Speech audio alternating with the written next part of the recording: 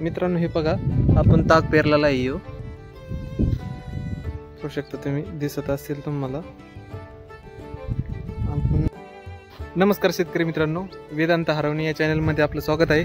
मित्रांनो, आजचा विषय आहे आपला ताक. ऊस वावरात ताक पेरलं पाहिजे का नाही. तर आपण काही लोक ढेच्या करतात, काही लोक ताक करतात, पण आपण ताक पेरलाय. आणि ताक का पेरलाय ते आपण या व्हिडिओमध्ये पाहणार आहोत. आणि आपला ताक कसा आलाय तो आधी सांगा. मित्रांनो, हे बघा, आपण ताक पेरलेला आहे. यो पाहू शकता तुम्ही, दिसत असेल तुम्हाला.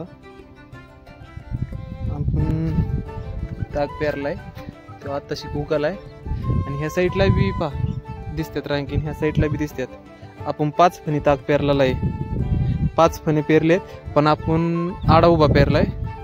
1 एकर वावर आहे आपलं. 1 एकरात 40 किलो बी पडलंय आपलं तागाचं. आणि या तागाने काय होतंय नेमकं, आता हे माझं वावर आहे. तुम्ही पाहू शकता त्या डगरीपासून तर ह्या डगरीपर्यंत 1 एकर आहे. आपण ह्या वावराची लेवल केली होती, पण आपण शेणखत टाकणार होतो. तर शेणखताला आपला खर्च 70 ते 80 हजारापर्यंत आपला शेणखताचा खर्च येत होता. तर मग आपण काय केलंय, शेणखताच्या ऐवजी आपल्याला हे बी 4 हजारापर्यंत भेटलंय. आपण बी आणलंय आणि ताक पेरून दिलाय. तर ताक एकदम जबरदस्त उगलाय, एकदम जबरदस्त ताक उगलाय. पाहू शकता तुम्ही, एकदम जबरदस्त उगलाय. आडा उभा पेरलेला आहे, त्यामुळे इकडच्या साईडला पाहू शकता तुम्ही. आडा उभा पेरलेला आहे, त्यामुळे एकदम ताक भारी आलाय आपला ताक.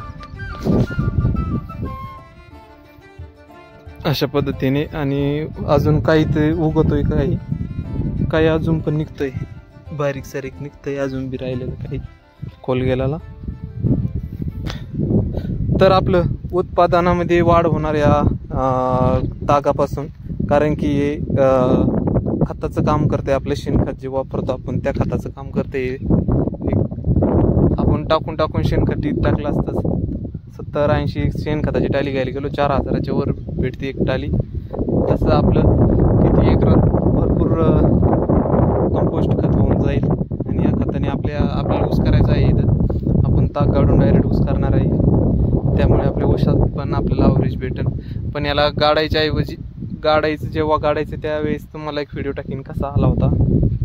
त्यासाठी आपल्या चॅनलला लाईक आणि सबस्क्राईब करा. भेटूया अशा नवनवीन पुढच्या व्हिडिओमध्ये. आपला व्हिडिओ कसा वाटला कमेंट करून नक्की कळवा.